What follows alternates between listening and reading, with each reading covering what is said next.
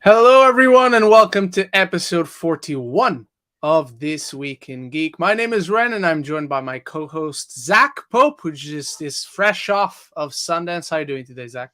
I'm exhausted from Sundance, man. 24 movies. I tried doing 25, but once you start getting like to a bad streak of movies, you're like, nah, I'm done. You lose I'm all done. momentum. Yeah. Yeah, pretty much. Well, I'm sure Zach's going to get into it a little bit in his weekly ranking, but of course, if you're joining us for the first time, whether you're watching us live on YouTube or you're finding us on Spotify and we're joining you on your commute, on your jog, as you're pumping iron, lifting weights at the gym, thank you for finding us. And in case you don't know how the show works, basically it has three segments. The first segment is when me and Zach go through our week of movie and TV show watching, and we do our weekly rankings. We also highlight what you guys bring to us on the live chat on YouTube.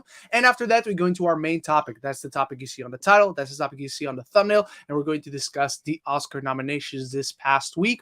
And how it's going to work, basically, we're going to go through the nominees as it's listed on Wikipedia.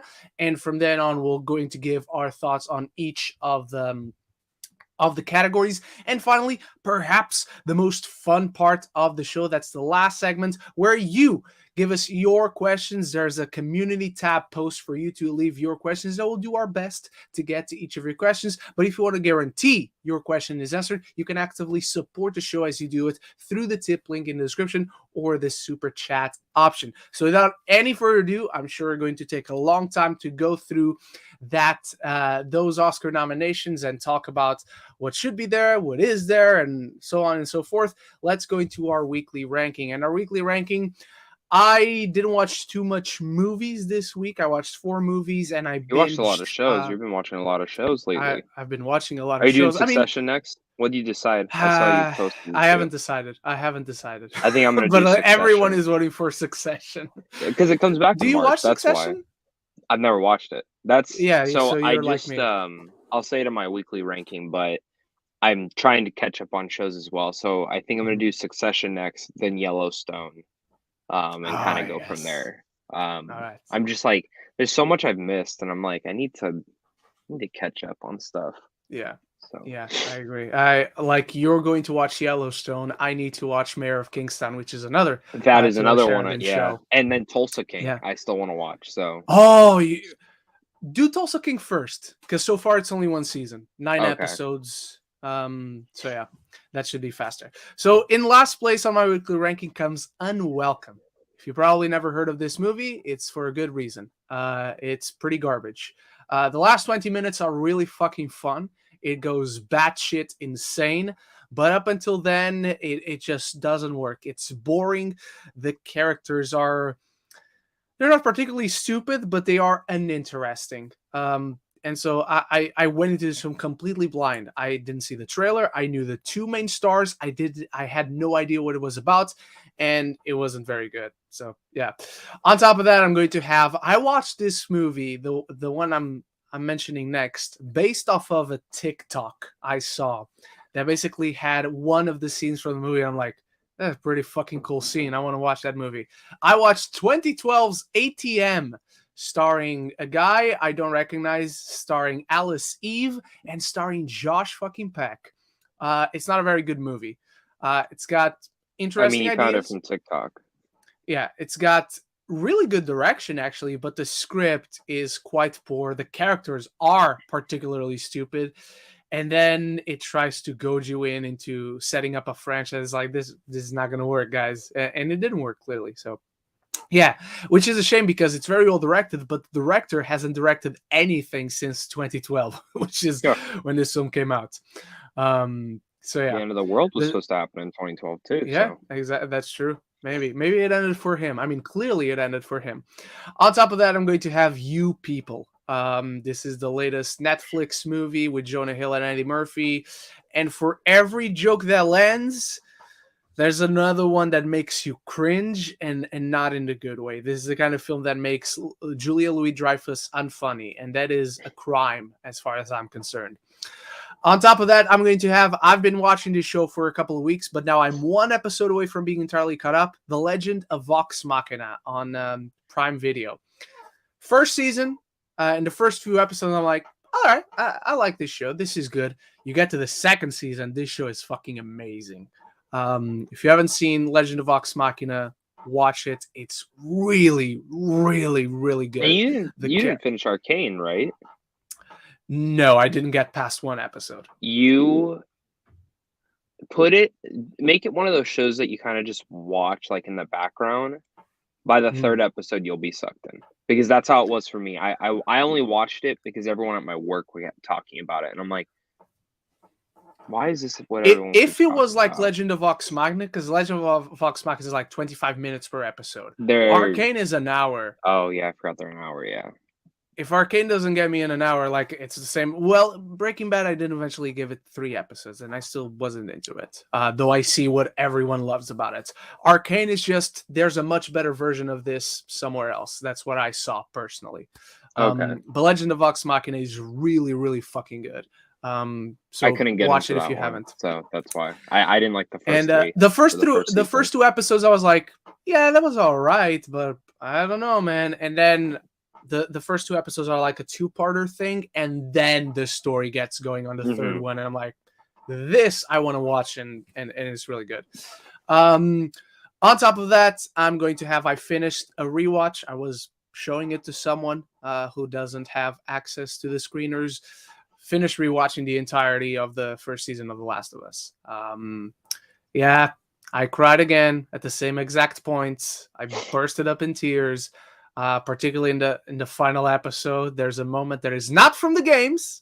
That's good. The characters are in a location from the games. It's a sequence from the games, but there's an exchange that is completely original, and that just got me blubbering all over again. So whenever I watch The Last of Us, that's probably always going to come up number 1, no matter the week. So that's my weekly ranking. Zach, what do you got? Oh, wait, I forgot something. Above you people, but below Vox Machina, I finally watched Shotgun Wedding. It's a 2022 movie that only now came out on Prime Video. It's quite fun.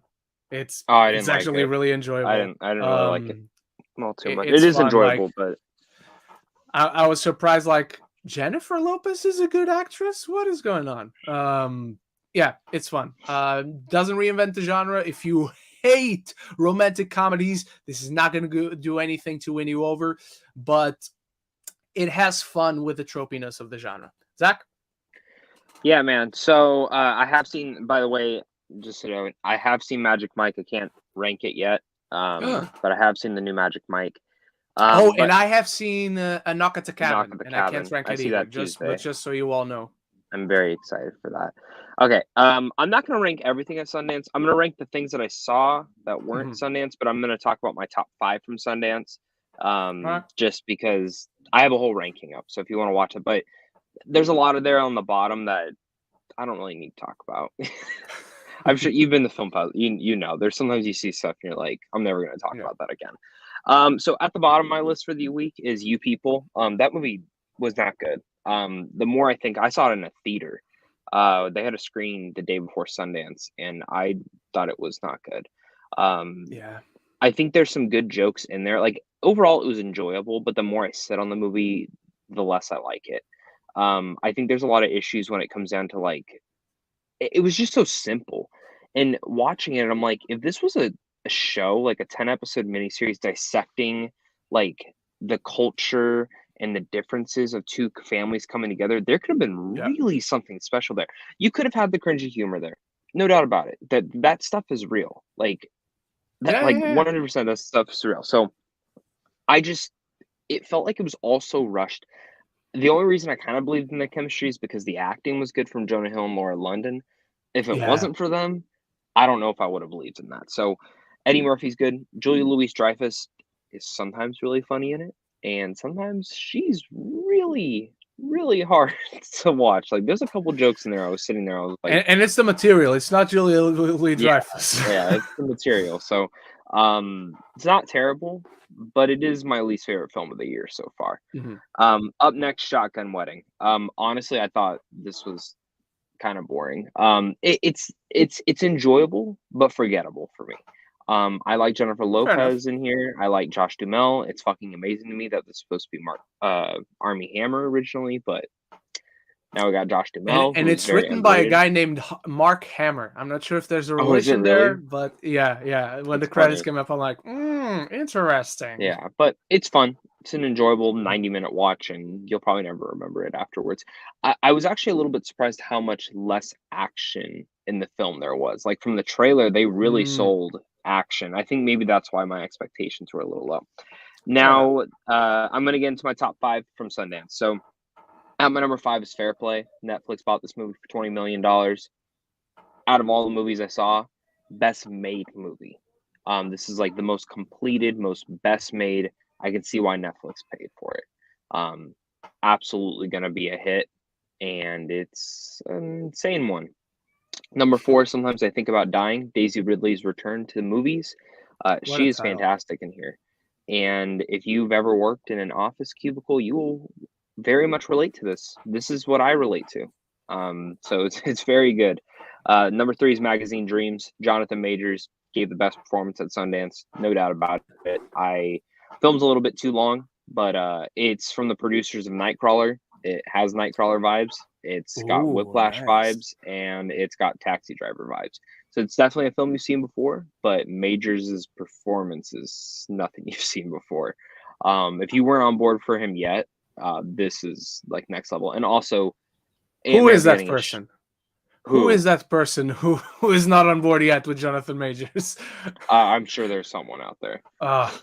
What's wrong with you? Number 2, Talk to Me. A24 bought this brand new horror film. The more I sit on it, the more I love it. This is from the YouTubers Raka Raka. If you've ever watched their videos, you know they're pretty gruesome, pretty bloody. They're Australian. They're Australian filmmakers now, I guess I should say.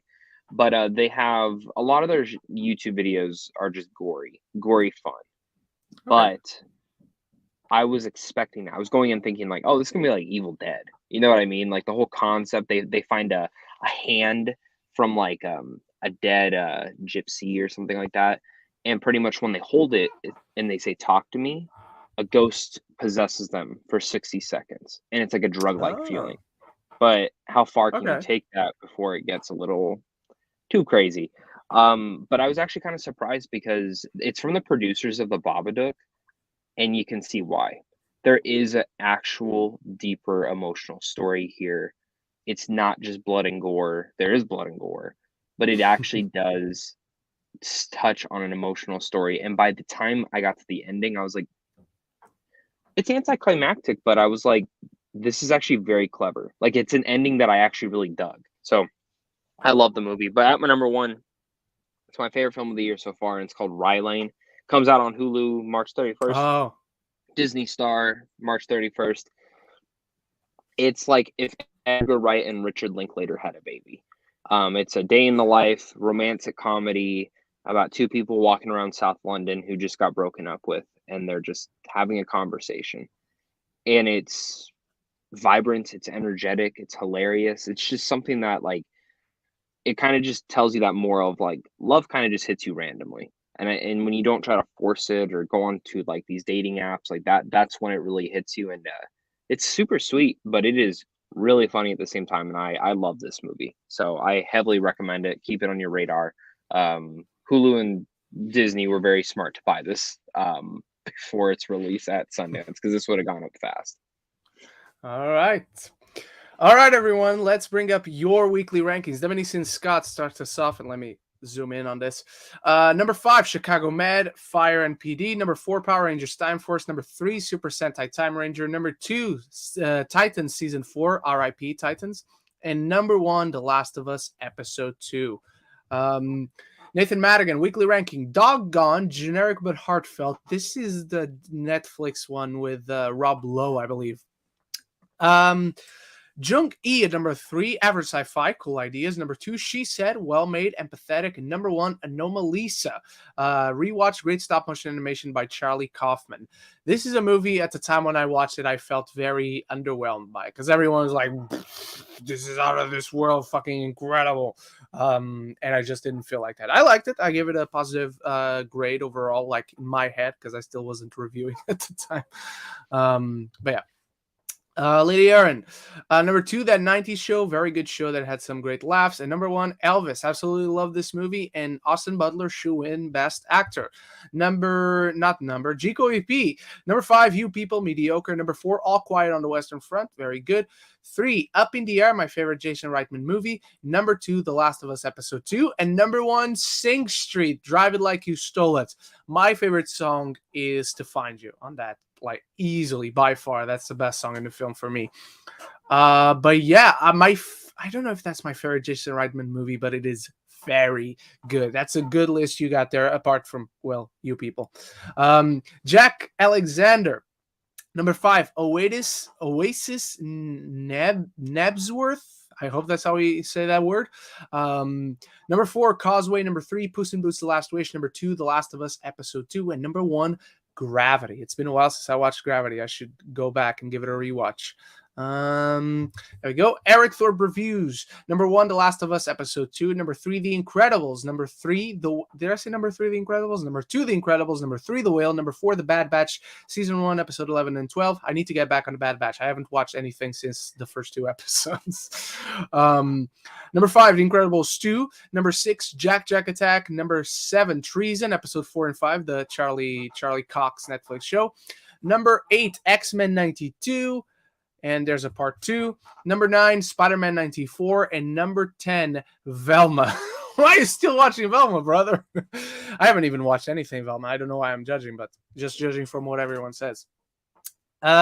Luis Feliciano. Number 4, Captain Marvel. Number 3, The Batman. Number 2, The Big Lebowski. Greatest comedy of all time, if you ask me. Tied with Hot Fuzz.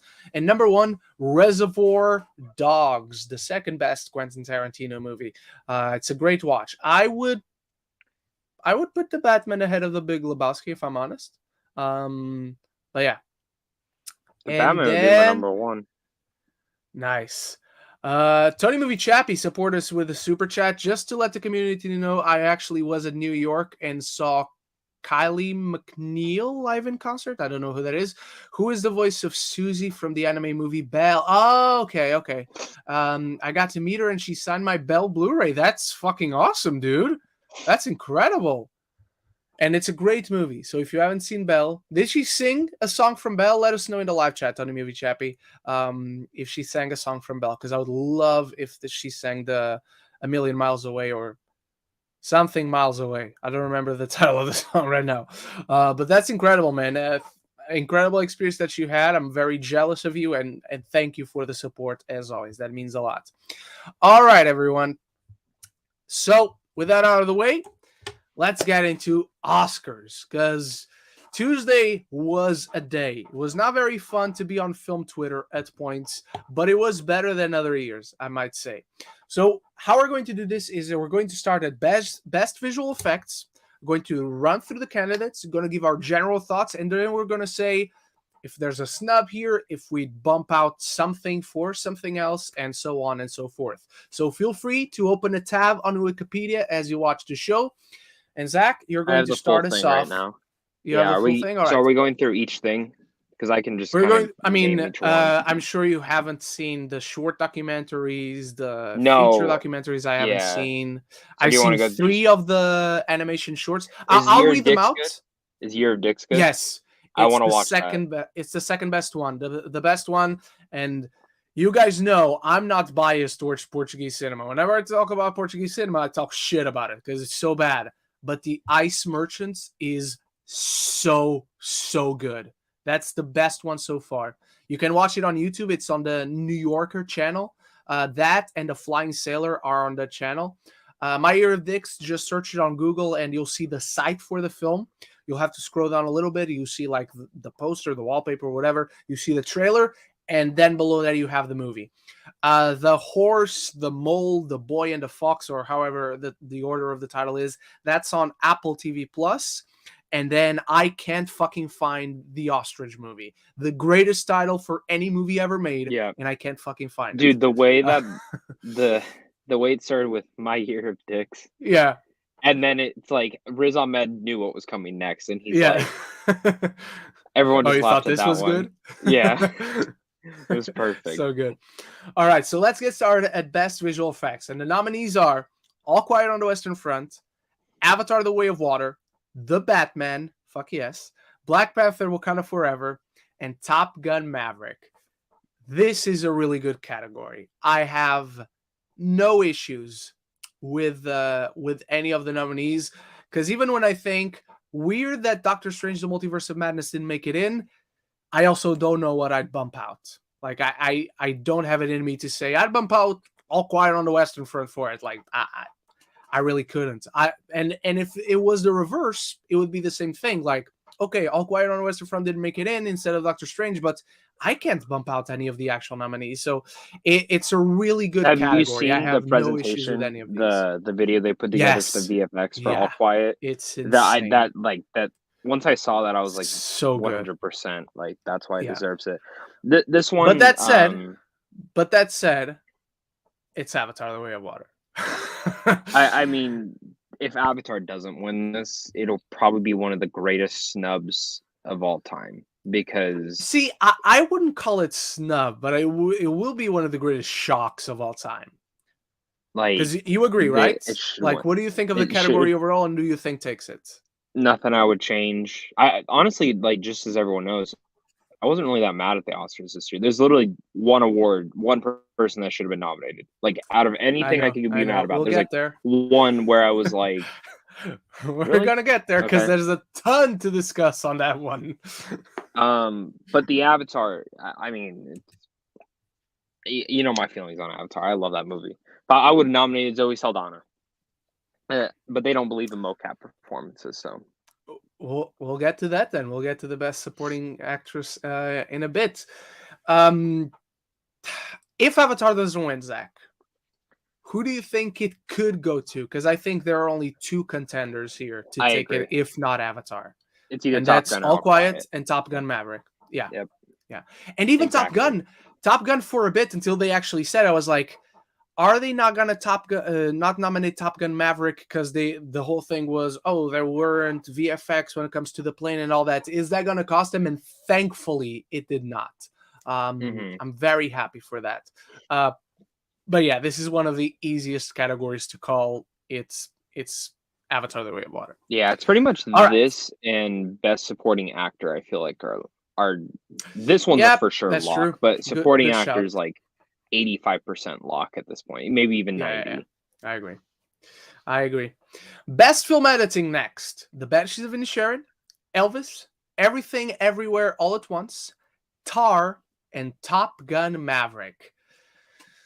Did not expect to see Banshees in here, and that's not me saying it has bad editing or it doesn't have great editing. I just did not expect it.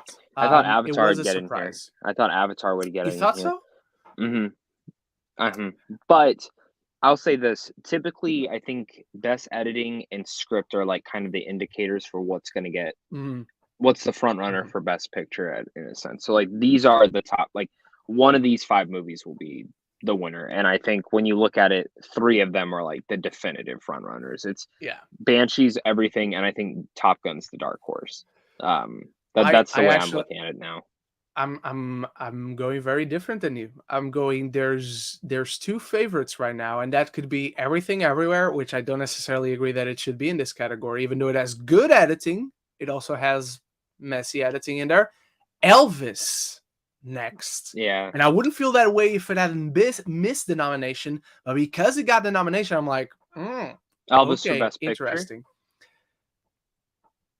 Because that's the way I'm saying it, not for editing. Yeah. If we're going editing, not for editing. I think never mind that. I don't want to discuss best picture yet. No problem.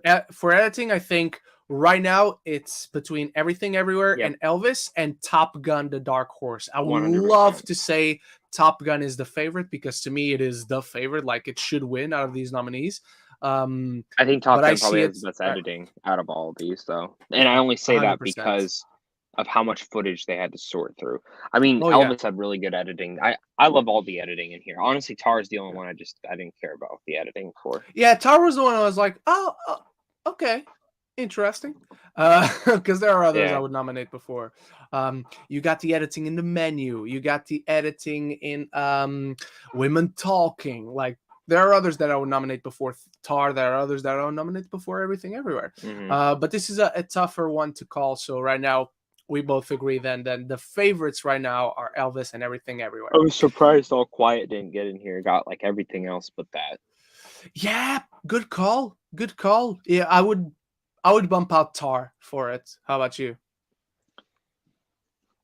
I wasn't the biggest person on All Quiet. Like I really liked it. I would probably have done Avatar. The fact that movie doesn't feel like 3 Fair hours enough. to me is just something. I think the editing's a bit messy in the beginning of the film, the first act at least. So I think maybe that's why they kind of looked at it and was like, nah.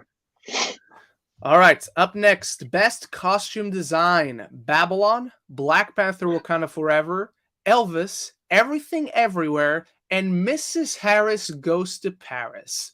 A delightful little movie that I fully believe it only got in here because the whole thing is about costumes and dresses and the fashion world. I would love this to go to Babylon. Honestly, it's gonna go to Elvis. I'm gonna be shocked if it is an Elvis. What do you think? I think it's Elvis or Wakanda.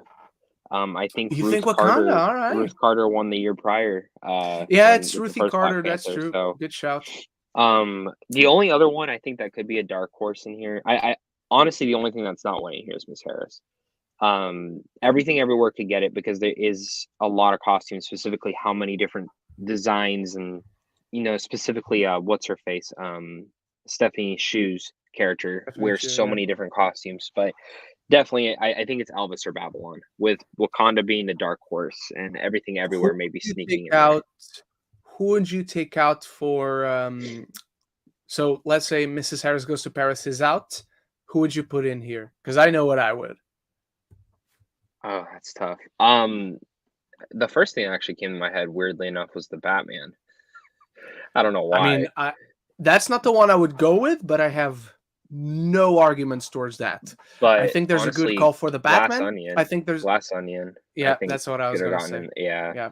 Glass Onion. I would put Glass Onion easily over Mrs. Harris. Kind of looking at kind of just films that came out last year. Yeah, Glass Onion. But yeah, like the main one. To me, I'm calling this one that it goes to Elvis right now. With Babylon should be the winner. Hopefully, it's the second choice. Babylon should have been nominated for a lot more, including film editing.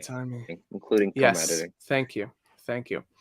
Best makeup and hairstyling: All Quiet on the Western Front, The Batman, Black Panther: Wakanda Forever, Elvis, and The Whale. I have no qualms with any of this.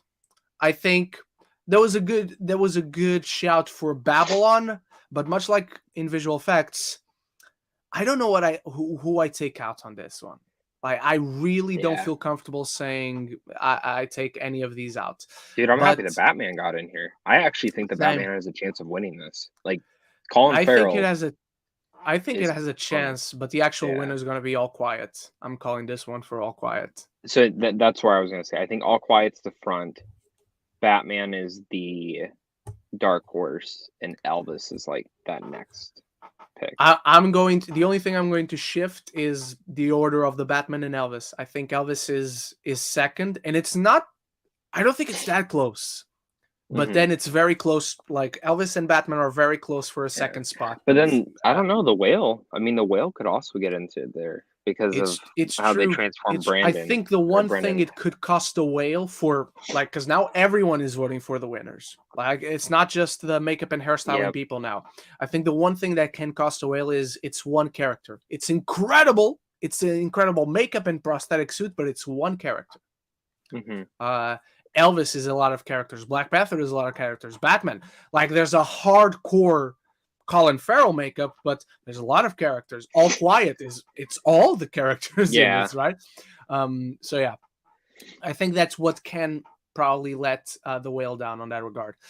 Let's move on to best cinematography, and we're talking about the first snub, everyone. The nominees are All Quiet on the Western Front, Bardo, the one nomination for Bardo, and I think very rightfully so. I did not love Bardo. I think it's a good movie. But the cinematography is fucking insane in that movie. Elvis, Empire of Light, Roger Deakins, and Tar. Easily, Top Gun gets in here before Tar and before Empire of Light. I can't believe I'm saying that about Roger Deakins. He's amazing. He's the greatest of all time. Empire Light He was should be beautiful. nominated. It looks beautiful. It's not a great movie, but it looks beautiful. But I easily put Top Gun in here before I put any of those two. So any of those two can be bumped out for Top Gun Maverick. Outside of that, like, I'm not surprised it didn't get any love whatsoever, going away with 0 nominations, but The Northman, I would easily put The Northman in here. Athena, I would easily put in here. Yeah, just those two. I mean, Babylon. How do you not nominate the cinematography in Babylon? That's insane to me. I'm doing it again, Zach. I'm calling this one for All Quiet on the Western Front. Yeah. Out of all these, absolutely. But I'll say this. Yeah, no what are Batman. some snubs? Batman, No should have been in there. Fraser. I would put. I mean, I'll tell you right now. Gun. I'll tell you right now. Bardo deserves to be here. I would put the Batman ahead of Bardo. 100%, 1,000%. Top Gun 100% should have been in here though. Like that would have been the front runner for my pick. I'm actually like that was the first time I was like, what? Really? Yeah. 100%. But yeah, I would say the Batman, Top Gun, Babylon, the Northman. I'm even surprised the Banshees of Inisherin didn't get in here. I mean, it wasn't like, but I think it had better cinematography than Tar, or maybe not Tar, but at least that's the thing. If Tar wasn't here, Banshees wouldn't be one I call out, but because it is here, I'm like, Banshees is better. And you know, another one, the cinematography. The Fablemans is another one. Good call. Good call. You know, another one, and it's a movie you all know I didn't love. I liked, but I didn't love. Nope. I put Nope ahead of Tar. 100%. Honestly, I would say Nope should have been in here. I don't know. It was a strong year for cinematography. They kind of just went. It was. Like, I feel like Roger Deakins got nominated because it's Roger Deakins. That's fair. So I don't know. It's just kind of Who do you call it for? All Quiet. All Quiet. All right. Yeah, at this point, yeah. Best production design: All Quiet on the Western Front, Avatar: The Way of Water, Babylon, Elvis, and The Fablemans. I am surprised Black Panther Wakanda Forever did not make it in here. I'm not shocked, but I am surprised.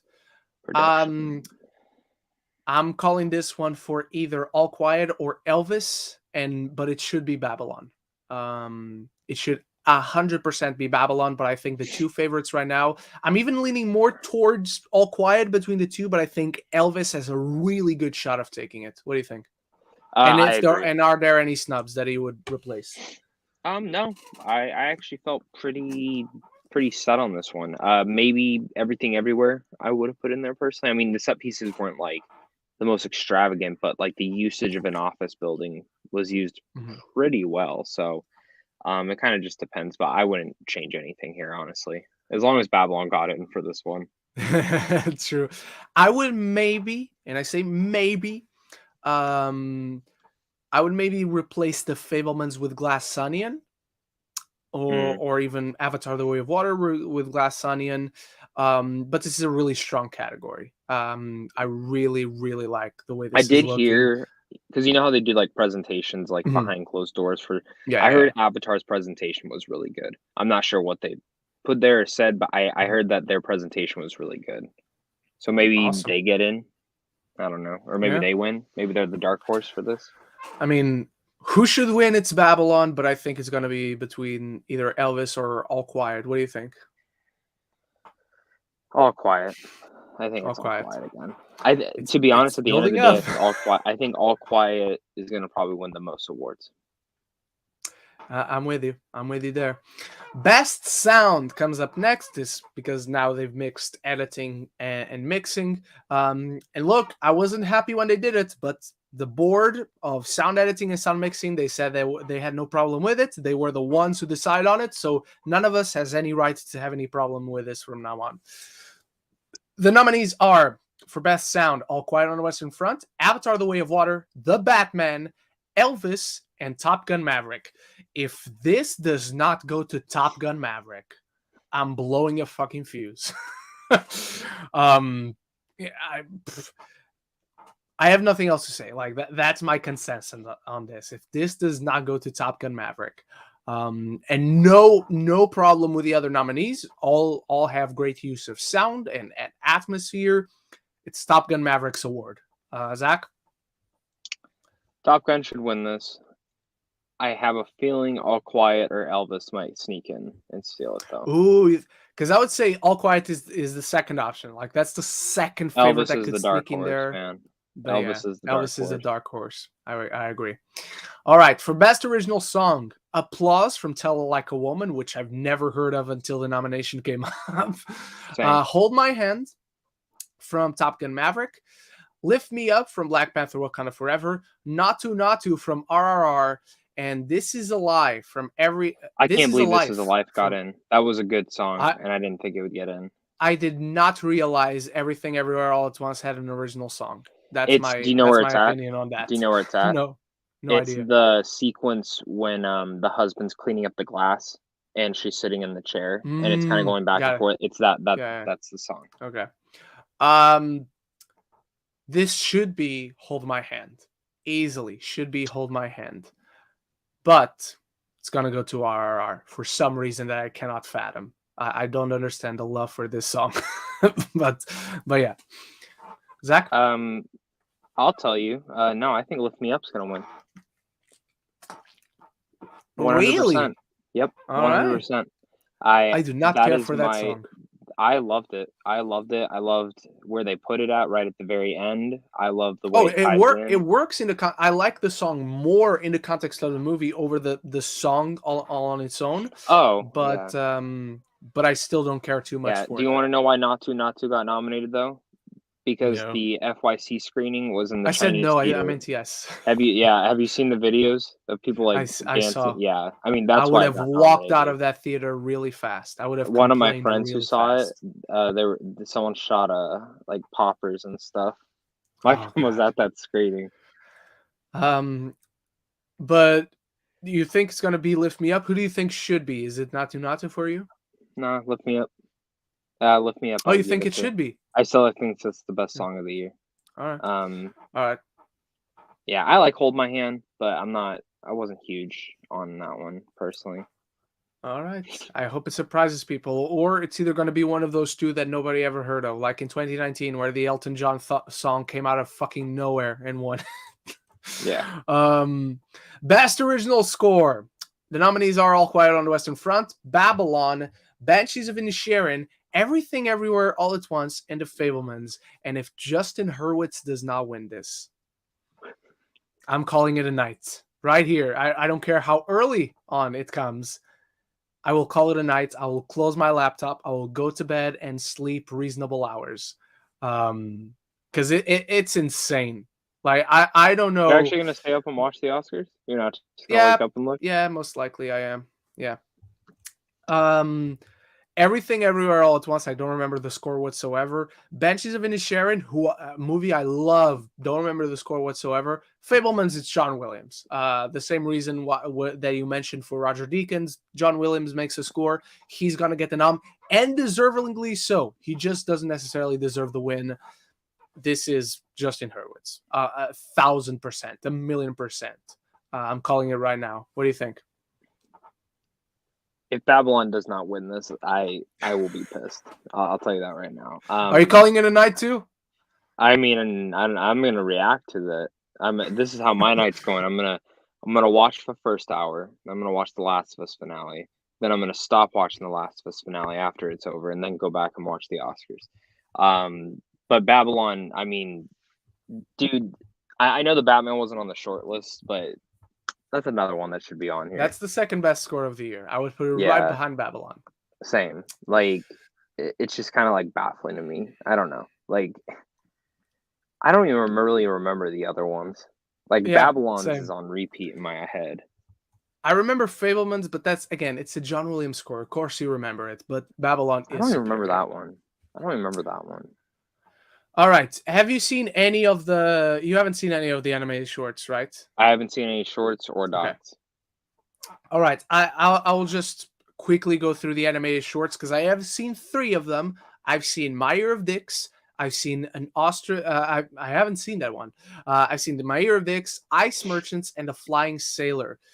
Right now, I'm going to go with My Year of Dicks is going to win, but I would personally give it to Ice Merchants. Ice Merchants is fantastic. I haven't seen any of the live action shorts. I haven't seen any of the short or feature documentaries, but I have them on my list. All right. Best International Feature Film. All Quiet on the Western Front, Argentina 1985. I will be watching this in the next few days. Close, I haven't seen. EO, I haven't seen. And The Quiet Girl, I will also be watching in the next few days. But apart from that, I've only ever seen All Quiet on the Western Front. That said, given all the other nominations, it's got to be the favorite right now. I can't comment on whether it should win or not, but I think right now it's got all the momentum, all the favoritism. It's going to win. Zach? If it does not win, I will be shocked. Yeah. Because Close is an A24 movie. I watched about 30 minutes and I was like, it's not for me. Argentina didn't finish. EO I heard is great, but I haven't watched it. And The Quiet Girl, I have no idea what that movie is. Yeah, me neither. I hadn't heard of it until the nomination came on. Best Animated Feature. Guillermo del Toro's Pinocchio, Marcel the Shell with Shoes On, Puss in Boots: The Last Wish, The Sea Beast was a surprise, and Turning Red are the nominees. I mean, it was between The Sea Beast or Minions, probably. And it should have been Lightyear. It should be Lightyear. It should be Dragon Ball Super, Superhero. Many other movies better than The Sea Beast, and I really like The Sea Beast. I quite like The Sea Beast. It's Pinocchio. Yeah. I mean, I'm gonna be shocked if it's not Pinocchio. Dark Horse. I would say Dark Horse is Puss in Boots, but it's not even like close to a Dark Horse. Like for me, you know me, I love Marcel the Shell. It was in my top 10. That was my favorite animated film of last year.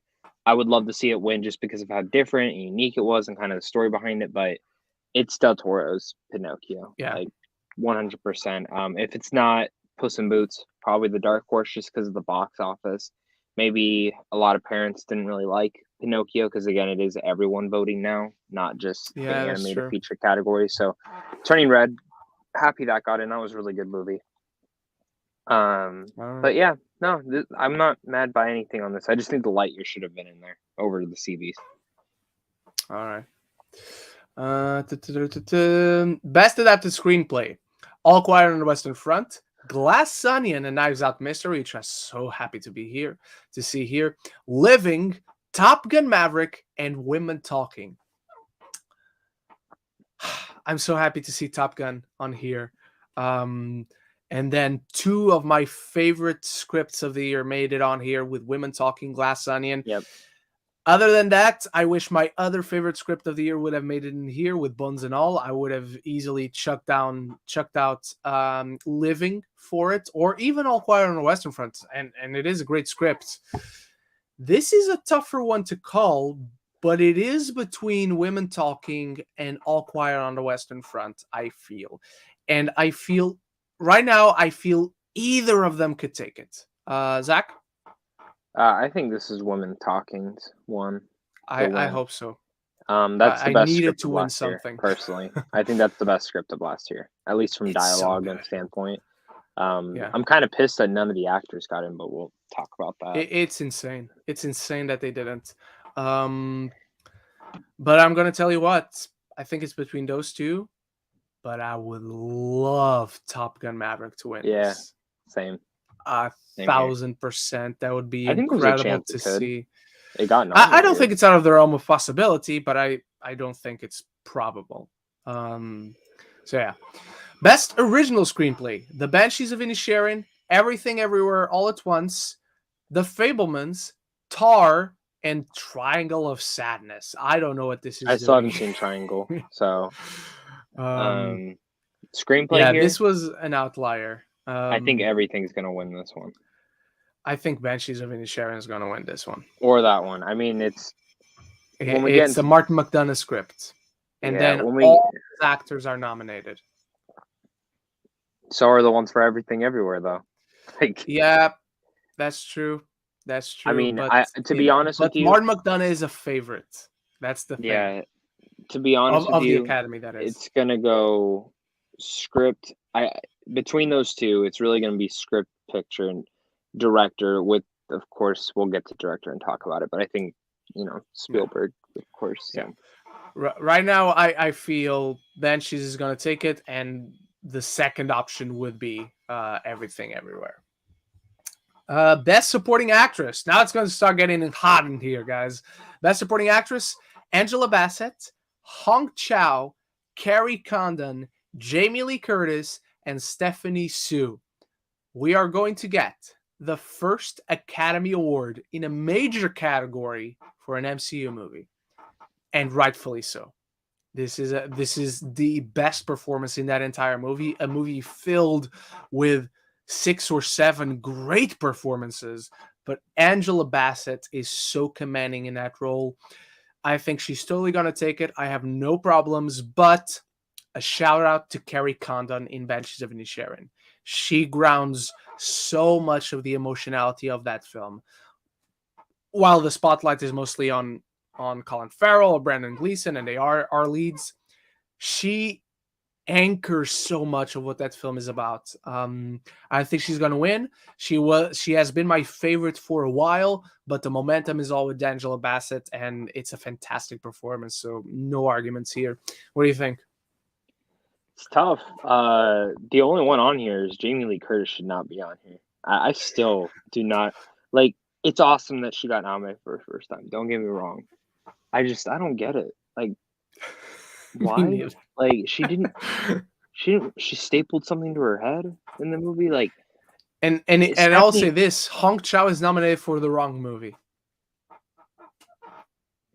I mean, yes and no, because she was really good in The Whale.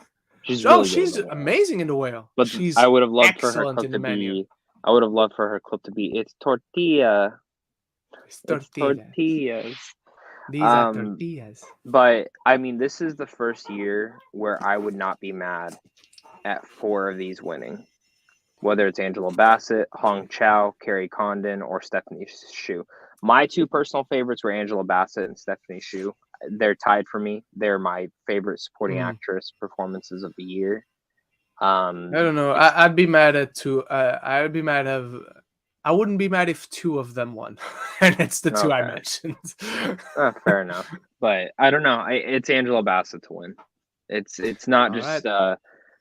It's if she doesn't win, I'll be shocked, and it'll be the first MCU major award. Like, this will be the biggest award any comic book film ever. History maker. Besides, I mean, Phoenix won and Heath Ledger won, but I guess like at Marvel. No, for MC. Yeah. Marvel. Best Supporting Actor: Brendan Gleeson, Brian Tyree Henry, so happy in Causeway. What a pleasant surprise. Judd Hirsch, Barry Keoghan, and Ke Huy Quan. Let's just address that this is such a strong category. All these performances are so wonderful. It's Ke Huy Quan. And it's his to win, and he deserves it. And he's so good. And I'm saying this as someone who enjoyed Everything Everywhere. Did not love it. It wasn't nowhere near my top 10 of the year. He deserves this wholeheartedly. Yep. I think the only argument, and I don't think anyone even comes close, but I think if you want to argue another way, the only other one that comes close would be Brendan Gleeson. Because for a while, he was the favorite. Before all the awards began, once people started seeing Banshees, like, oh, him and Colin Farrell are going to get nommed. And he deserves to be on this list. He deserves to be considered the second after Ke Huy Quan, but it's Ke Huy Quan's award to win 100%. And I can't wait for that speech, man. I can't wait. It's gonna be wonderful. Yeah, Quan's winning this. Yeah. I would have taken out Hirsch personally. That's just me. I would have taken Hirsch out. There are other performances. Good. Yeah, but Brian Tyree Henry, Ray Fiennes in the menu. I was instead of just Hirsch, for Brian. Instance. I was so excited for Brian. I can't believe he got in. Yeah, that was a great. That was the most pleasant surprise. That was the most pleasant surprise of the evening of the list. 100%. Barry Keoghan getting in. I'll be honest. I'm not shocked. That's my second. Like, out of this, that was my second favorite. I would actually rather have him over Brendan. There's something about his one line with Carrie Condon that back and forth. There goes the dream. So yeah, it was perfect. So all right, are you ready? Next up, Best Actress. Here we go. Kate Blanchett, Ana de Armas, Andrea Riseborough, and we might need to update our predictions next week, Zach, because depending on what happens on Tuesday, and I don't actually think anything's going to change past Tuesday from this list, that is. But Andrea Riseborough, that grassroots campaign worked. Michelle Williams, and Michelle Yeoh. So let's address the elephant in the room first. Andrea Riseborough came in with this last-minute campaign, and by the way, Andrea Riseborough is not the villain of this story. She's someone who performed in the movie, and then people started supporting her. Now, the Academy is going to be investigating whether this sudden and huge tsunami of a campaign does break any of the rules when it comes to voting, when it comes to campaigning, when it comes to the rules of the Academy, in essence. That said, once this campaign started emerging, I got curious, and I watched the movie. And the movie in and of itself is very average. It is absolutely nothing special. Andrea Riseborough is great in it, but she's not so great as to elevate the rest of the material. She's not so great as to elevate everyone around her. So you're saying she's given better performances? She's given better performances, and this year had better performances all around her. I know you and I and the entirety of film Twitter has two particular names in mind that could have made it before hers.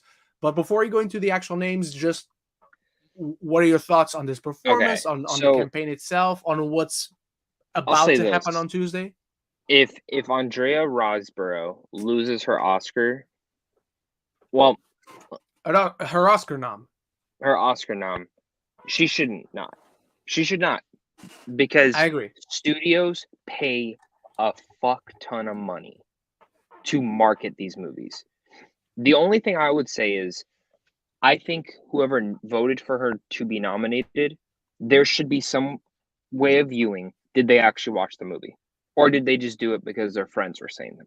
If they actually did watch the movie or attend a screening or anything like that, I'm all in. That's completely and fathomably okay. But if they didn't, that's where I think there's going to be an issue, and that's where I hope they look into it.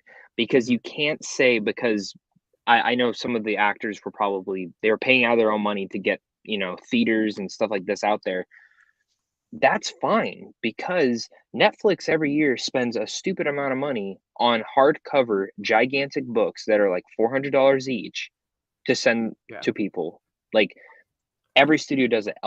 Warner Brothers did so many things for Elvis. It's not even funny. Like, they had a party almost every night for Elvis. So she should not lose her nom. I'll say that right now. Should she have been nominated? I haven't seen the movie, but I would probably just say no. Yeah. Same thing with Ana de Armas. I don't think you change it. She was fantastic in Blonde. She's the best part about Blonde. I wouldn't have nominated her. I think she's given better performances. I agree. Another thing. Well, do I agree with that? Hang on, let me see her performance. Ana de Armas. It's the most as a lead. That's the thing. As a lead, I don't know that she's given better performances. As a lead, yes. As the lead, because she's mostly been a supporting actress. That's the thing. I don't think she was better in Gray Man. I don't think she was better in Deep Water. I don't think she was better in No Time to Die. I haven't seen Night Clerk or you know what? I think she might have been better in Knives Out, but she would have been a supporting actress. So let's take that one away. But she was perhaps better in Blade Runner 2049, but again, supporting. So let's get that out of the way. Not Overdrive, not War Dogs, not Hands of Stone, not Knock Knock. And that's when she boom, exploded. I think it was a very strong performance in a movie I absolutely despise. But there is a really good article, on Puck, where it goes into the legitimacy of even questioning this campaign. And the curious detail about it is every actor who started campaigning for her is signed to the same agency. They're all in CAA, which is interesting. But I will also say, in retrospect, it shouldn't have been a surprise because the people campaigning for her were actors. Guess who votes on the best acting categories for nominations? It's the actors. And like 50% of Hollywood A-listers were there. I am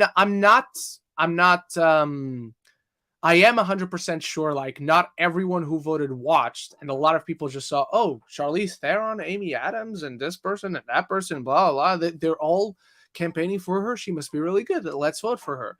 So I think it's tricky.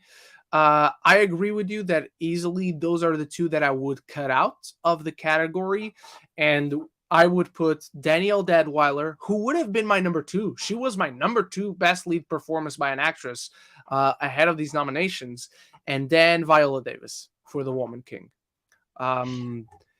Easily should have been on here. I was so shocked Danielle Deadwyler did not make it in. Arguably, I would even put her. She should have, like, arguably she could have won this. I still think she gave the best performance right next to Michelle Yeoh. I'm not huge on Tar, and I'm not huge on Cate Blanchett. I'm not huge on Tar, but Danielle Deadwyler would be a close second because Cate Blanchett in Tar is an absolute tour de force. Like, it's insane how captivating she is. She's easily taking the win, by the way, before you lose track of that. It's easily hers to take. And I'm going to be shocked and kind of pissed because, yeah, without Danielle Deadwyler, I don't give this award to anyone other than Blanchett. For me, I give it to Michelle Yeoh. I mean, that's just my Blanchett? opinion. Yep, 100%. Wow. I think Michelle Yeoh. You are smoking crack, brother. These. I love you. I'm messing with you. I'm not huge on Tar, man. I think Cate. Oh, I'm not huge great, on Tar, but she's given better performances, in my opinion. All right. So it's definitely top 3 performances from her. I mean, but every time she's in something, she gives a great performance. So that's not really. Yeah, that's true. She gives a great performance in Pinocchio. Yeah. What does she play? Yeah. The monkey? No. Yes. No. Yes, she's the monkey. Okay. She's the monkey. Who's Tilda Swinton play? Isn't Tilda the one that doesn't even have a voice? She is life and death. She plays a dual That's role. What she does. Okay. Best actor. That's gonna be interesting. Austin Butler, Colin Farrell, Brendan Fraser, Paul Mescal, and Bill Nighy.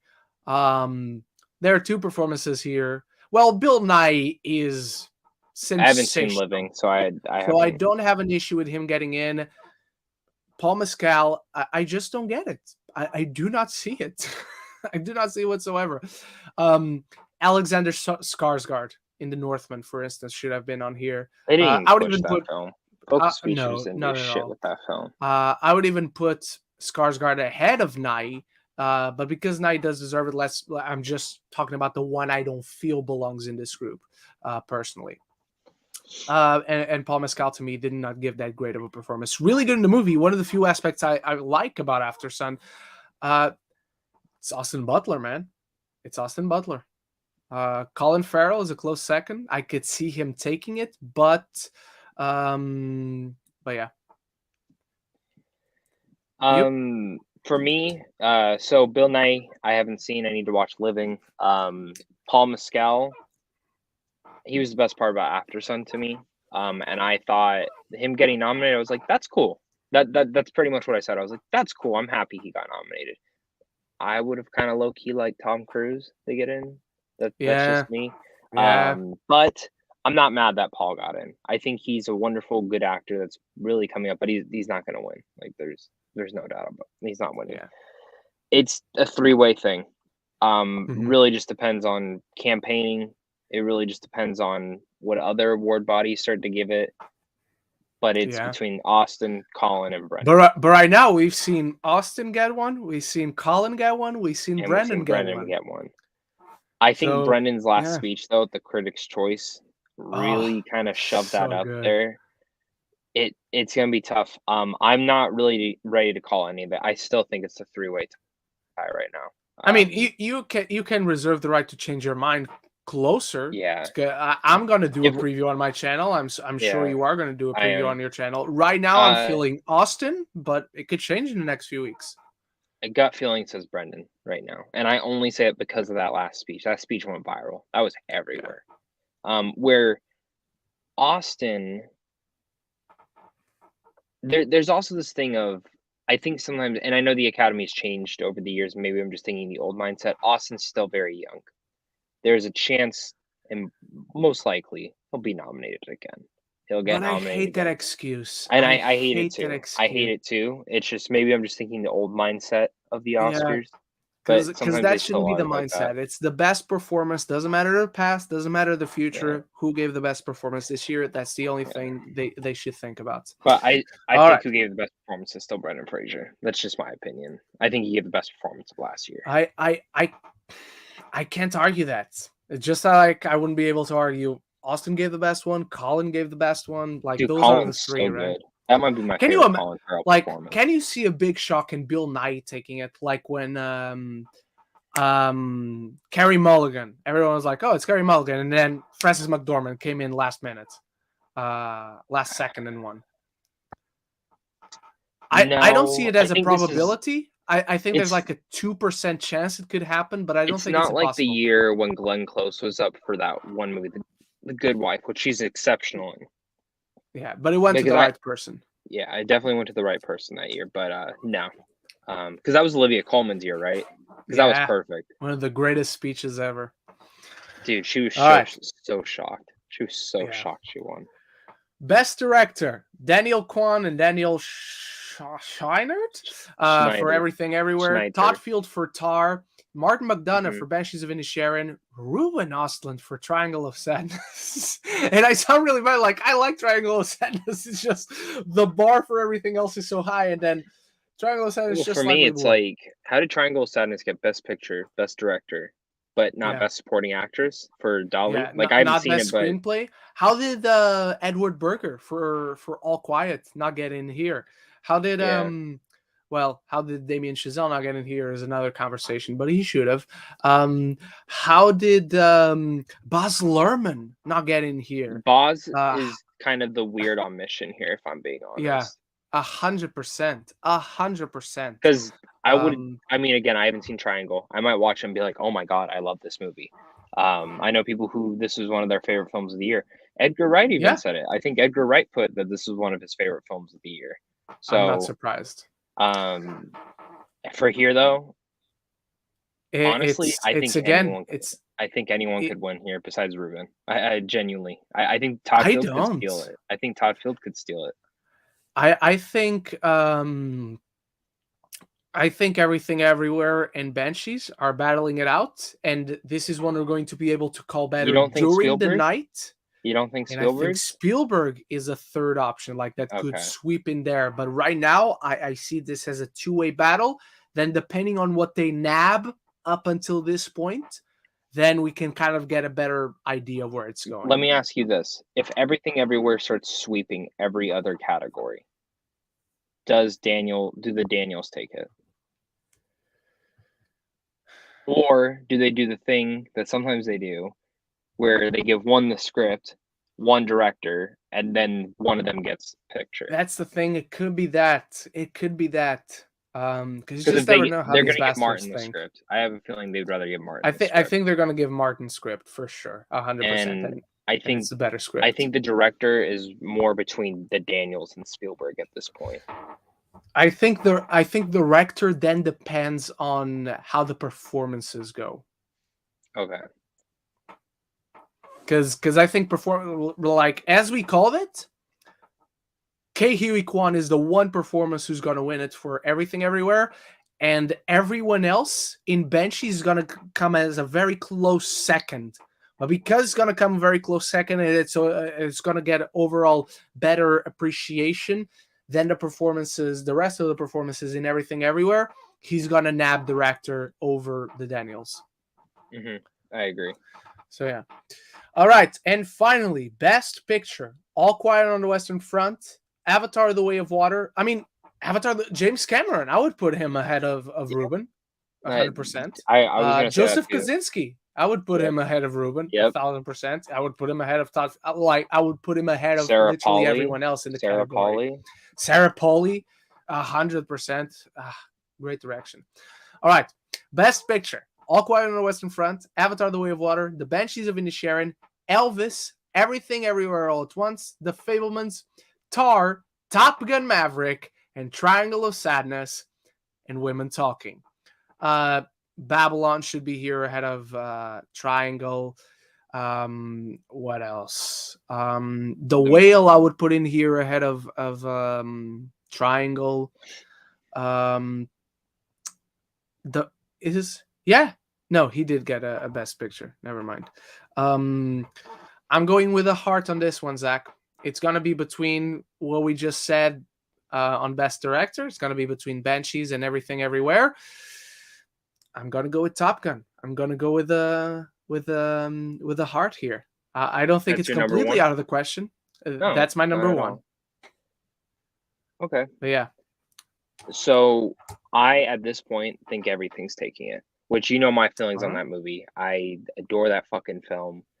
I love that it's weird. Like, I will finally be able to say that someone shoved something up their ass and then does kung fu and got best picture. That's fucking awesome. That's fucking. Are you gonna say best ass? Got best ass? Best ass. But I think that's the front runner. I think Banshees is second, but I absolutely 100% think Top Gun is the dark horse. It saved movie theaters. Yeah. It saved movie theaters. Yeah. I mean. Yeah. There's no doubt about it. Like, but if All Quiet starts sweeping shit, I mean, I'm not saying it will, but if it wins a lot of shit leading up, and honestly, I don't think it's gonna win. But if it starts sweeping, and I'm still not gonna think it's gonna win, but if it starts sweeping, I'm gonna think it starts getting a better chance than many of the others on this nominated list. Yep. So watch Avatar win. What? Jesus, please no. No, I think if Avatar is going to win, they'll give it to him. Like, as long as all of them are consecutive, like all of them still are great. They give it. They'll give it to 5. They'll give it to Avatar 5. Which I can't say anything publicly, but I know like pretty much the gist of the plot, and that 5th one's insane. And if he pulls it off, it'll be the best one. Like, hands down. It's going to be insane.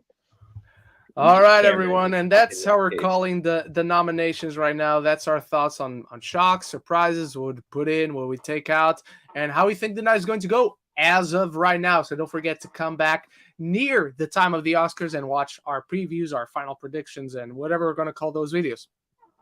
All right, so now it's the funnest part of the show, the part where you go into your questions on the community tab. There's already many questions. We're not sure if we're going to get to all of them, but we'll do our best. If you want to guarantee your question is answered, make sure you do like Tony Movie Chappie and actively support the channel while you do ask great questions through the tip link or super chat feature.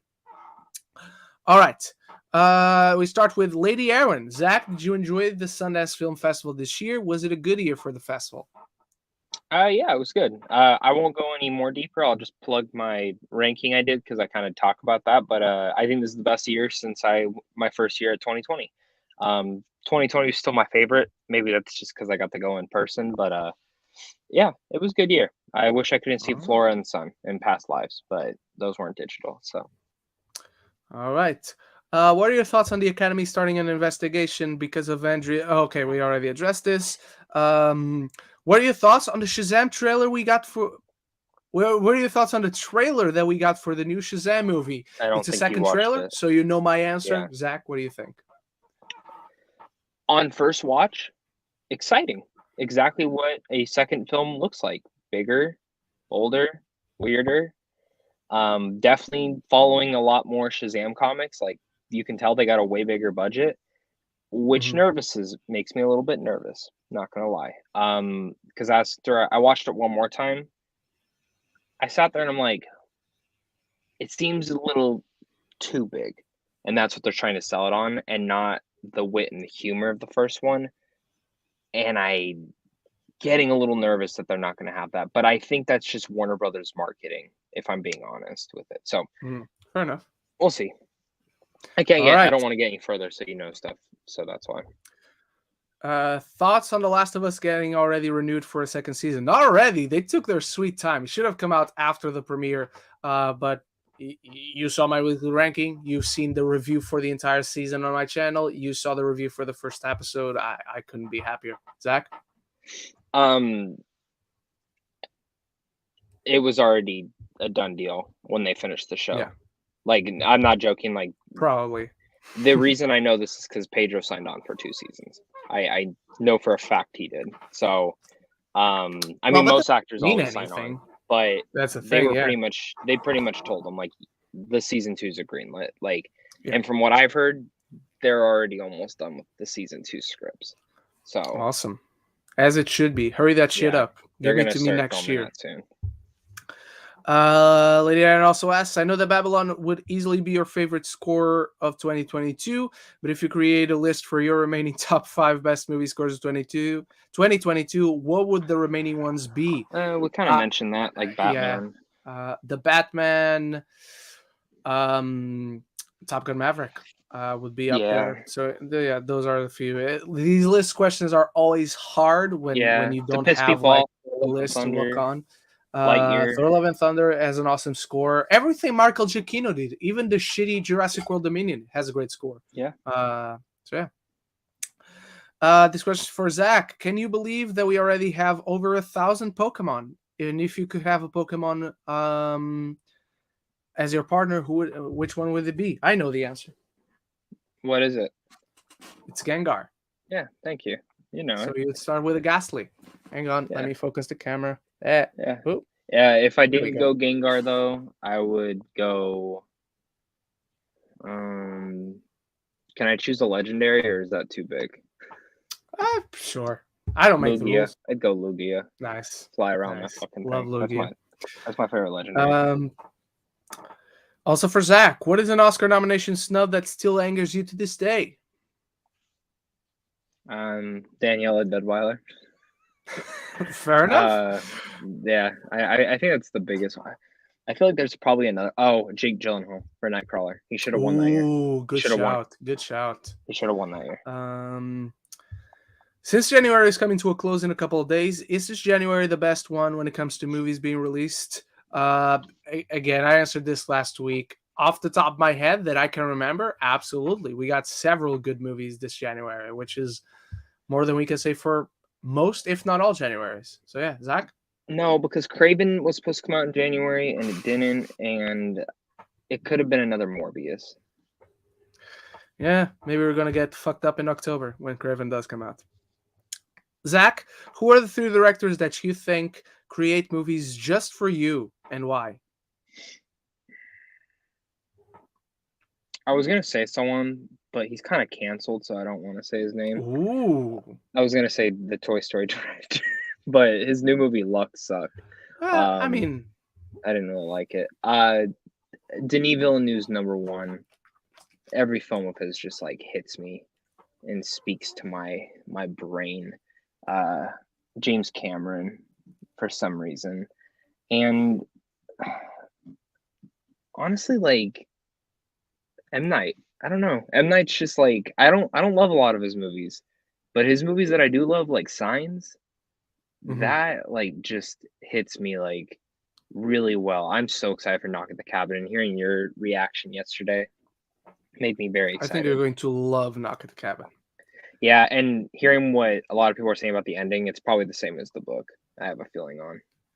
So I talked to someone after the screening who had read the book, and they didn't spoil the book for me. But what they did say was the first 2 acts are pretty much the same. Okay. The 3rd act is when he takes a different direction, and this person said the book is ballsier. Okay. I know what that means. That's all they said. So speaking on it, because I read the first half of the book, and then my friend told me to not finish it until after I see the movie, because he's seen the movie too. He hates the ending of the book. My friend hated the ending of the book, but he loved the ending of the movie. Fair enough.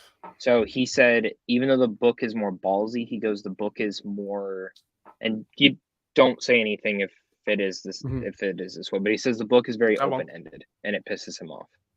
And how open-ended it is. So I'm very excited for the Cabin. Lady Aaron also asks, "What is your favorite score piece when it comes to Justin Hurwitz?" Again, Babylon. I don't I know. think Babylon's my No favorite. piece, like score piece, like the one Oh, Voodoo track or Mama. something like Voodoo Mama. Voodoo Mama. Nice. Yeah. Or Call Me Manny. Uh, I dude, that Babylon score is so Call good. Me But Manny. then Yeah. City of Stars is a classic. So I mean, the final montage in La La Land, that entire thing. Yeah. Zach, what is an award, or awards if you have more than one at the Oscars that you think something else should have won instead of the actual winner, and why? Again, it's tough off the top of your head. I don't know. La La Land. Yeah, I true. guess. It's Yeah. true. It's factual. Those are facts.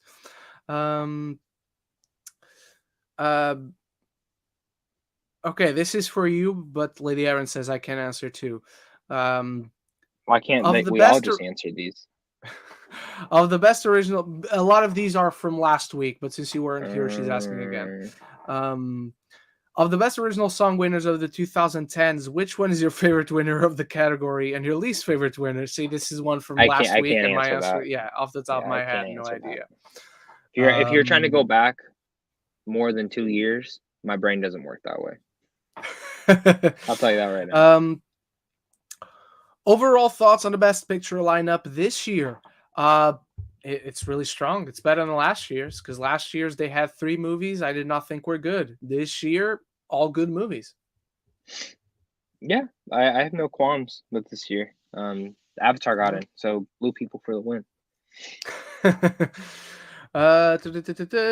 Jack Alexander, are you disappointed that Till got 0 nominations since Danielle Deadwyler was snubbed? I haven't seen the movie yet, but I heard she gives a great performance. She gives an incredible performance. I did not love Till overall, but her performance is... she gives a performance that elevates the rest of the movie. I will say that. She's incredible. I'm not shocked that it got 0 nominations. I'm shocked that it did not get the 1 nomination it should have gotten. Because outside of Danielle Deadwyler, I don't give any nominations to the rest of the movie. Mm-hmm. Do you? No. All right. Nathan Madigan. Last week I asked if you thought there would be any upsets in the best director category given the stacked lineup. How surprised were you that Triangle of Sadness got in over Top Gun and Avatar? Very surprised, Nathan. Very surprised. Did not see kind of came out of nowhere too. Getting like in. No script. Yeah, it came out of nowhere, because up until those most important categories, like, it didn't get anything. So when it got those big ones, it's like, oh, okay. So I didn't even consider it. That really caught me by surprise. That's how the preferential ballot goes, though. Yeah, probably. Nathan Madigan also asks, are there any movies that walked away with little to no nominations that you thought deserved more recognition? I was hoping for a miracle that either The Northman or Nope could sneak in a few of the technical categories. Yes, The Northman is one for me. Bones and All is another. And The Menu is another. Not that I expected a ton of nominations, or I didn't expect any nominations. Not that I hoped for a lot of nominations for these, but certain technical aspects, I could have seen a world where Alexander Skarsgård made it, where Taylor Russell made it, where Luca Guadagnino made it, the script for Bones and All made it, Ray Fiennes, the script for The Menu, but Zach and I went over how maybe the script couldn't have made it in because a ton of it was improvised, and that just takes a lot of points away from it when it comes to considering the script. But again, it all really depends on like the campaign they put on. So yeah. Zach, any of those, any others that you're shocked didn't get any love at all? It just comes down to marketing. I mean, I'm surprised Nope didn't get some stuff because it was marketed pretty well. But Batman, I mean, needed more marketing. I know they put it all into Elvis, but come on. Yeah, that's true. Nathan Holton, thoughts on It Ends With Us? Blake Lively film being announced. No idea. I don't know what this is. I can talk about this. My fiance is the biggest fan of this author. I'm actually genuinely shocked it took this long because she has like 15 books, all different stories. But this is the only one with a sequel. This book does have a sequel to it. and it's apparently her best book. But my fiance is excited. She said it's perfect casting. So leave it at that. She is very excited for this. Thoughts on Galactus rumors in Fantastic Four? Right now, it is coming from one source whose track record I do not know. Any of the verifiable sources I recognize and I asked about couldn't give me any, couldn't confirm or verify that it is true or that they've also heard something. So right now, I don't believe it. I don't think it's impossible. I'm not saying this person is lying, but right now I'm filing it on the cabinet. But I personally, right now, do not believe it. Zach? This is the guy who leaked John Krasinski. So as Mr. Fantastic? for Doctor in Strange. Okay. Doctor Strange. Okay. He leaked the entire Illuminati. Okay, I saw it from someone else. Okay, interesting. So good he was the first one. So he is pretty on par. A lot of his stuff though hasn't come to fruition yet because a lot of it's Daredevil stuff and Echo stuff and Loki stuff. So time will tell if it's true, but he's gotten everything pretty much right. And then I did ask someone about Galactus, and they said in the most initial script he was in it as the main villain. All right, which is kind of weird. I don't know. Yeah, I don't know how to feel about that, but. Why do you feel Babylon has mixed reception? I saw it and it's my number 9 of 2022. I bloody loved it.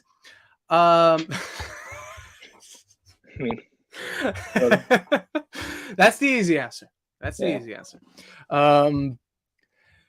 Well, simply put, because it swings for the fences. I don't care if you love the movie. I don't care if you hate the movie. What is objectively true about Babylon is that Damien Chazelle is loud and brash and bold and unafraid, and he swings for the fences. He takes a major risk with this entire film. And when you take risks, it doesn't necessarily pay off. For me, it did glowingly. For Zach, it did glowingly. For a lot of people that I talk to on a day-to-day basis, it did glowingly. And then there are also a few people I talk to on a day-to-day basis that all of them say they didn't really like it, but then you go on their letterbox and they give it a 3.5. That's a really good grade. That's like 1.5 away from perfection. So you kind of quite liked it. So yeah, it's a major risk. And if you take a risk, it's not necessarily going to pay off for everyone. Thoughts on the script getting leaked for Ant-Man and the Wasp and all the other leaks for it? I don't know of any other leaks. I mean, other leaks don't really matter when you have the script leaked because that's the whole thing. Yeah, I stayed away. I avoided it. I do not care. I saw the one meme that Zach sent that Michael Morbius shows up in the movie. But yeah, I've already muted the words, muted the hashtags, muted and blocked everything and everyone that could spoil it. So I'm good to go. Zach? I don't care. I don't know anything about this movie, so I don't want to know. All right. Are you excited for Magic Mike 3? I sent my RSVP. Should be hearing an answer about it this week. About going to see it on the 7th. Zach has seen it, so you can't talk about it. But before you saw the movie, were you excited? No. I thought the second one was terrible, and the first one I liked, but I didn't. No. I hated Zach. I hated the second one has a strip sequence on a gas station to the sound of I Want It That Way. It's automatically a good movie. No. Yes. This one's I mean my social media reaction's up. They said we could you can put out reactions. Yeah, so my reaction's up. People want to go watch it. I'll just say it's my favorite one. It's different. It's a different movie. I have issues with it, but Soderbergh does what Soderbergh does best. He tries different things. All right, let me just find it because I lost the question for a second. I have the next one. I can read it. Yeah. Thoughts on Knock at the Cabin positive reception? You saw my reaction on Twitter. I talked about my reaction today. Zach, what are your thoughts? I'm just happy. I'm so tired of having to defend him, man. It's every year he makes a new movie and I feel like I have to go to war. And I'm like, but I'll tell you this. Let me you ask lost you the war this. on this last movie. I will say that. Oh, I did. But I like the book for that, so I think I was a little bit more biased on that one. I'll say this. I still do not think he directed that movie. I don't think he directed Old. I think he wrote it, but I don't think he directed it. I think his daughter directed it. Strange conspiracy, but I kind of love Not, it. It's not though. Every behind the scenes, his daughter was doing everything. Like you just I can't. hadn't seen that. I hadn't You seen that. can't. All You right. can't tell me she didn't direct it. Are you excited for Alice Darling? Sadly, not out in the UK. That is strange because there was a screening last week or 2 weeks ago at this point. But I don't know anything about it. I've been curious about it because it's Anna Kendrick. I've been curious about asking for a screener, but not so curious as to actually ask for it. Zach? I don't know what that is. So, all right. Thoughts on Avatar about to hit number? Okay, I was reading this question wrong. About to hit number 4 of all time box office. I mean, congrats. It's not, none of the money is coming to me, so I'm very indifferent towards it. Just surprised that it keeps going. Like, I don't know what it is about these blue people, man. Zach? I hope it gets a lot more money. I don't know. All right. The next question is interesting, Zach, and it's interesting because of something I told you that you haven't told anyone. I hope you didn't tell anyone, you son of a bitch. No. Nathan Holton, are you excited for Argyle? More curious than excited, and that's because I uncovered something. I have a big scoop on this film. I shared it with Zach and a few other friends. I shared it with Sean. Back a few weeks ago, I was chatting with Sean. I was like, hey, by the way, I saw that you had Argyle and it must have dissipated. You should know. And then I had the whole thing. So yeah, I'm curious. I'm curious. Zach? I'm shocked what you said didn't come out yet, but right. Especially how has it not come out yet? I heard it's good, so. All right. I mean, that part I didn't know. Nathan Holton, who's an actor, actress you discovered in 2022 who you really like? For me, it's Daisy Edgar Jones. Hoping she gets cast more. That's a good question. I also discovered her in 2022. Go ahead. Diego Calva. Ooh, good pull. I love that. I love that pull. Yeah. I'm gonna steal your one. You know another one who deserves a shout out? Madeline Klein in Glass Onion. I did not know her, but she is wonderful in it. Just wonderful in that movie as Whiskey. So yeah, those are a few. I don't know. I don't see anyone else that I discovered. Oh, Dylan McCormack from Leo Grand, and he was also in Bad Sisters. Yep. He's a great actor. Alrighty. Next up, Nathan Madigan. Martin McDonagh has had 3 of his movies nominated for Best Original Screenplay. How would you rank these movies on their writing? In Bruges, 3 Billboards Outside Ebbing, Missouri, The Banshees of Inisherin. Banshees in Bruges, 3 Billboards. Okay, because I'm going 3 Billboards first. Banshee second, In Bruges in third, but at the very least, they are an A- script. Do not get me wrong. I'm not saying In Bruges is bad. Like, the worst this man gets is deliver a banger. The other ones just happen to be bangerer for me. Just what an incredible writer. And his best movie, 7 Psychopaths, should also have been nominated. Need to focus again. There's my eye. All right. GKP, do you guys think actors who get labeled as movie stars can be great actors? They are great actors. People always say movie stars aren't great actors that solely rely on their personality and charm and play a character. No, that's not true. That's the roles they are given, but their personalities, their charisma, their charm, it's all part of the soup. That's all in the recipe, and that's not a detriment to them. That's a plus. That's what keeps getting them work, because it's easy to forget this industry. It's a job for these people, for actors, for directors, for writers. So yeah, even if you are a movie star, you not only can be a great actor, they are great actors. The fact that they get to that status and keep on having that status, to me, speaks for itself. Zach, what are your thoughts? Same as you. I don't really have many on that. All right. Thoughts on Naughty Dog saying they're moving on from Uncharted? Yeah, I mean, it's done. The story's been told. Like, same with The Last of Us. I would hope they say the same for Last of Us. But yeah, Zach.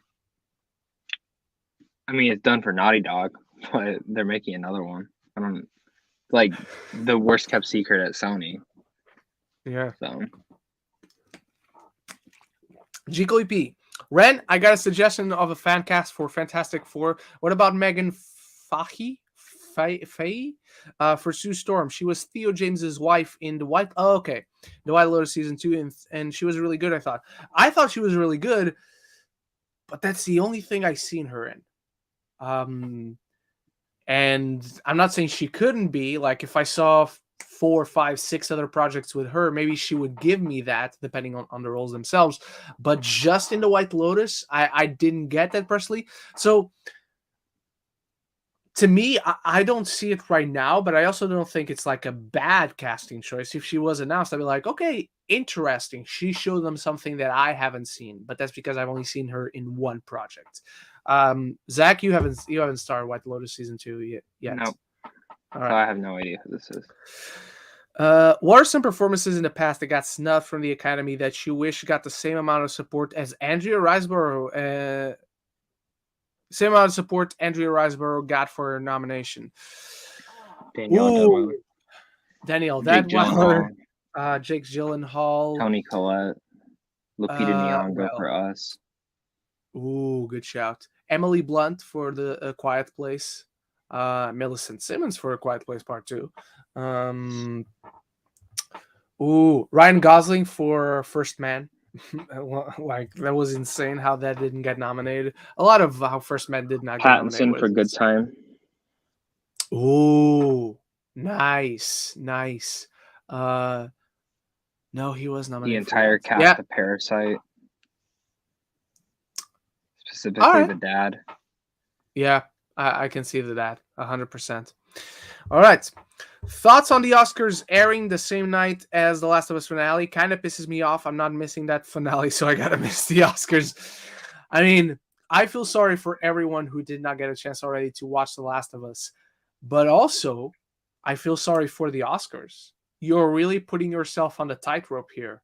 The Oscars already should not be that late into the year. The Oscars should be late February at the very latest.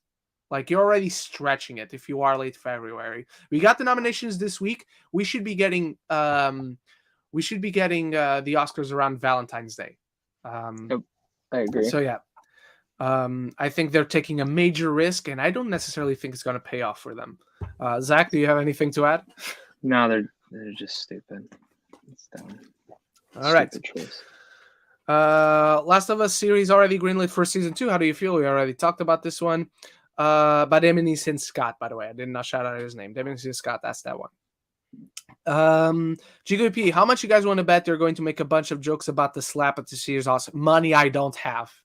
I bet you money I do not have they're going to make a bunch of jokes. And they should. Why shouldn't they? Of course they should. If Marcel the Shell can get nominated for Best Animated Feature, how come the Lego Movie got snubbed? Because I can talk about this. The live action segment, because apparently the live action segment, even though I heard Marcel has some live action in it too. Zach? So Marcel actually gave an entire presentation to like pretty much every member of the Oscars of why they are allowed to. That movie is 85% animation, whereas their rules is 75. So Lego Movie did qualify, but they didn't give any presentation. They also didn't push the Lego Movie. So It's not that it was disqualified. The Lego movie just didn't get nominated. It went to the right movie with Big Hero 6. Yeah, I agree. GGP. So anybody find it funny that the two Eternals are competing in the Best Supporting Actor category with Bright Tyree Henry and Barry Keoghan? Two guys that did not get along. Yeah, I kind of love it. And another MCU character in Ke-Huy Quan is also competing in that. We just don't know who he is. Maybe he's an Eternal as well. Zach? Maybe. Yeah. All right. Nathan Madigan, since Arrival in 2006, another snub, Amy Adams, 2016, not 2006. Denis Villeneuve's past 4 movies have been exclusively in the realm of science fiction, all of which I enjoyed. Would you like to see him return to smaller dramas like Prisoners and Enemy and even Sicario?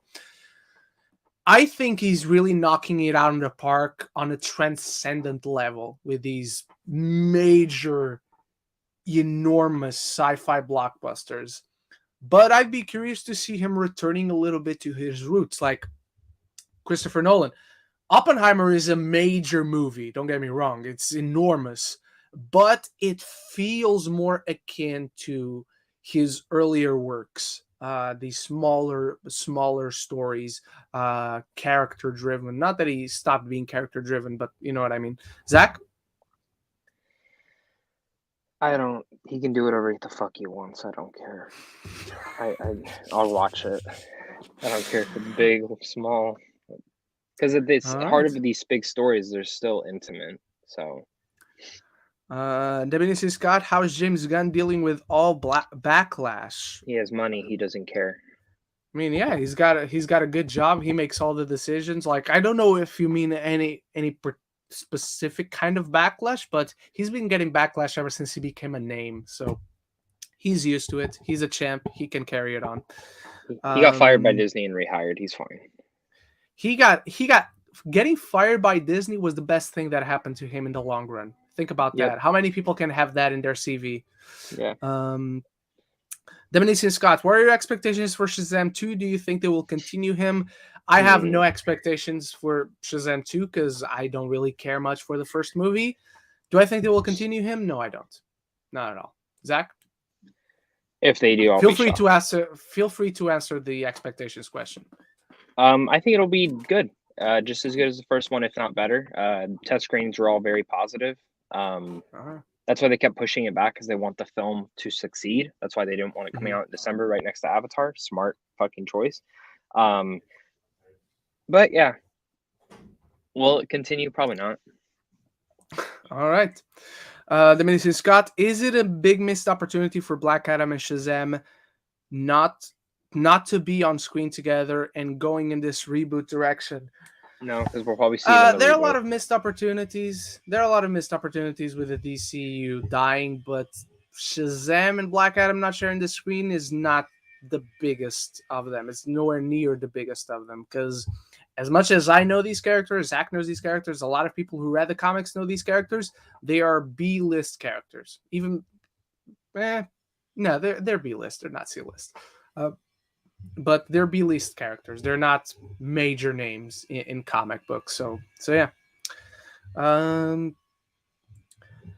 Let me just update it. All right. Final question from Luis Feliciano. Thoughts on Marvel executive Andy Park saying that Thunderbolts will be, in a way, a sequel to Black Widow? I didn't see this, so I don't know specifically what he said or the context in which he said it, but it makes sense. Looking at the lineup, it makes sense.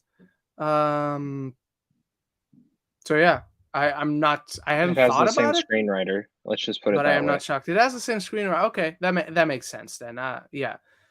It feels very much like it's coming off of that momentum, because it's got Yelena, it's got Red Guardian, it's got Taskmaster, it's got the same screenwriter, and it is Valentina pulling the strings and getting this team together. So it feels right. Zach?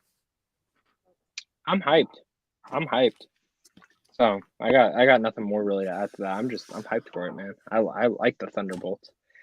All right. I hope I can get more excited, because I like the team, but I don't know. I like that they're all super soldiers. So I yeah. agree with that part, but I do like all the characters, so that's why I'm like I don't really care.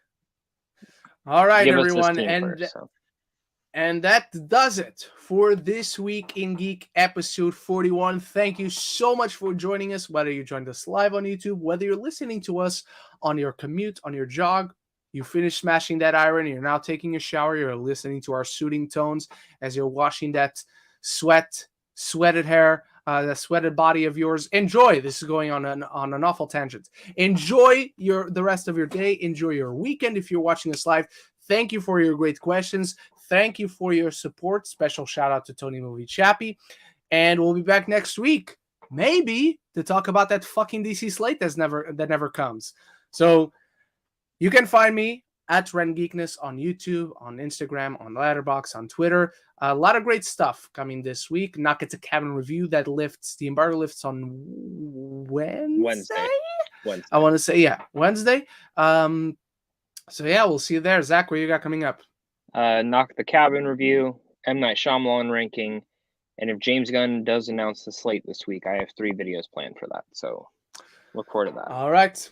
We'll see you all through the week and next weekend. So until then, love each other. Enjoy the Royal Rumble tonight. That's what I'm going to do. And love the movie.